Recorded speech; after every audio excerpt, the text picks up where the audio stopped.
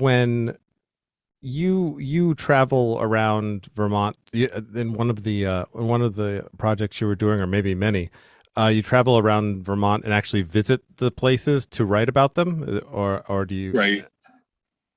like what's Yeah. the like the is it the Eddy Brothers? Is that Yeah. Yeah. Yeah. I've been there a few times. yeah? Chittenden, Vermont. It's an interesting old house. It's still there. Um, for those of you from California, you might not know the story of the Eddy Brothers, but briefly, they were these two 19th century mediums during the heyday of American spiritualism. And they were conducting seances upstairs in this remote farmhouse in Chittenden, Vermont. And during these seances, which took place every night of the week except Sunday, they would somehow materialize three-dimensional phantoms.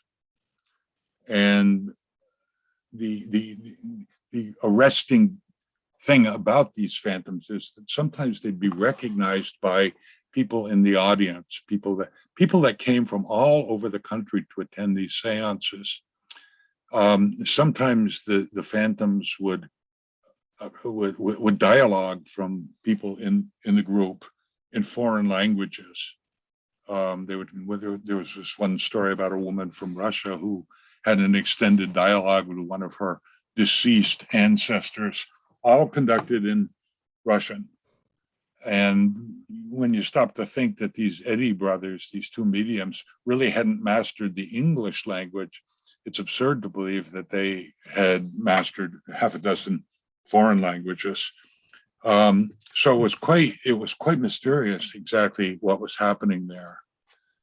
In 1874, I think it was, one of the big New York newspapers sent up a guy by the name of Henry Steele Alcott, who was charged with investigating and finding out how these phantoms were faked. I think he was with them for about 9 weeks, and in that time he was unable to determine that they were frauds.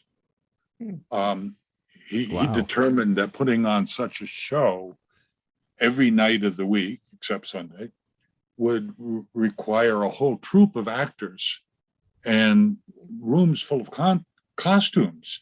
And there was just no place to hide those in this farmhouse.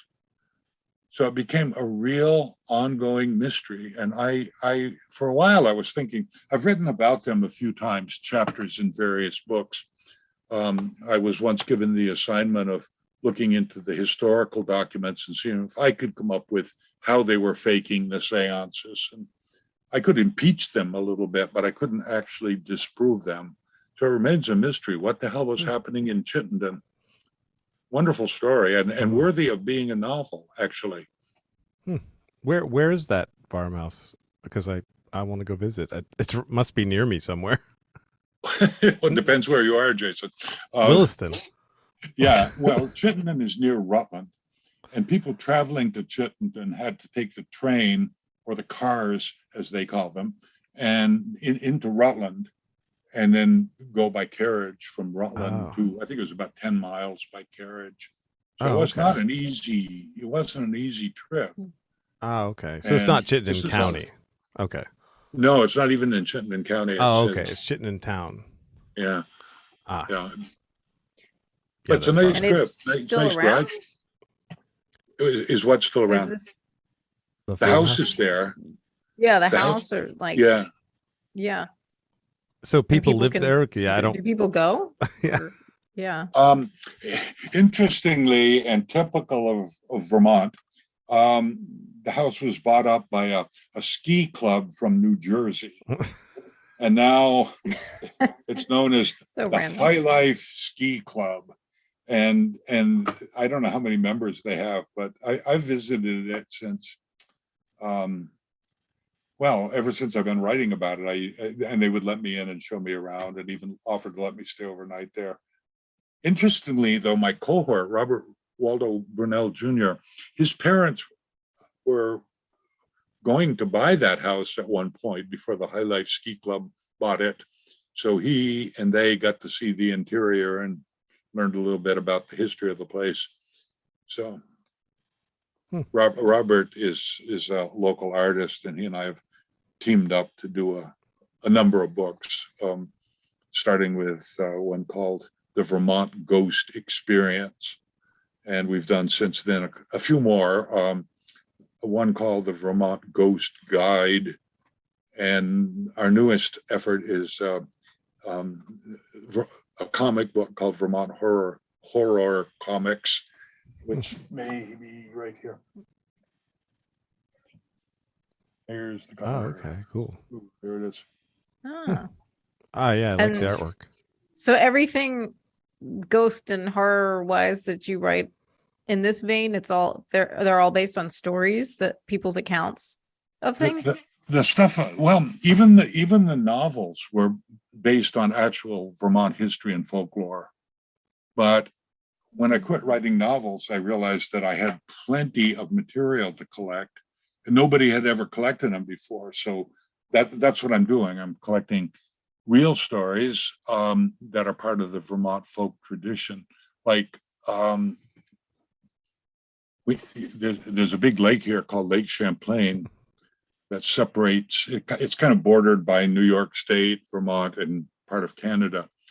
Big lake, 120 miles long, I think. And supposedly there's a critter in the lake that people have been spotting for hundreds of years.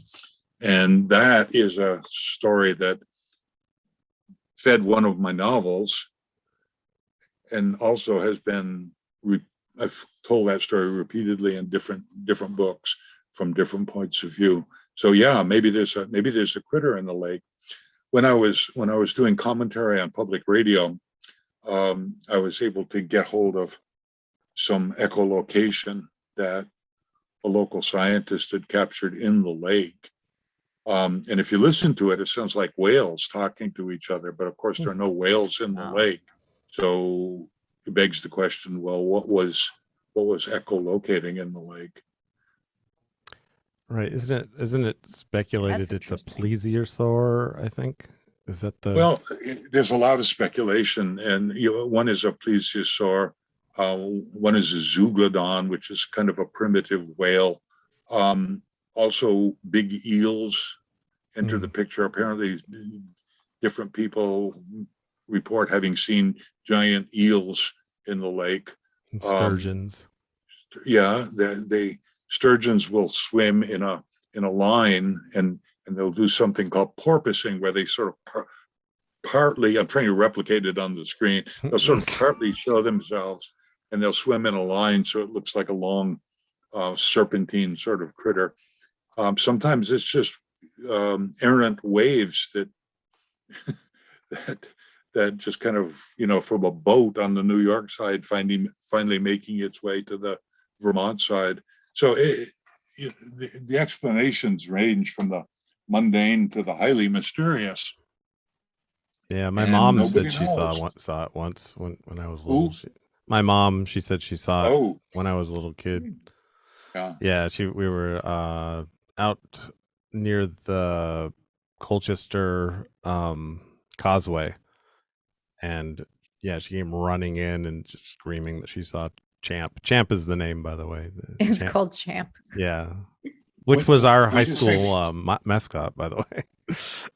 And how did they depict your high school mascot if nobody really knows? A big cartoon dinosaur. Like Barney, but green, I guess. That's funny. Yeah. But not a sea creature. Well, I guess it could have been. Our mascot, you have to have two legs and walk around, so they modified it. Oh, yeah, I guess that. Rena, is there something there with you? That was a perfect thing. That is Oliver Dennis, the cat, and he's quite a little critter himself. But yeah, he's like darting around like a maniac. I think I saw something dart behind you, and I was worried for your safety. You should have said no. No, I'm alone here. I have no animals. Yeah. Well, if you see anything behind me, let me know. God. Oh my God.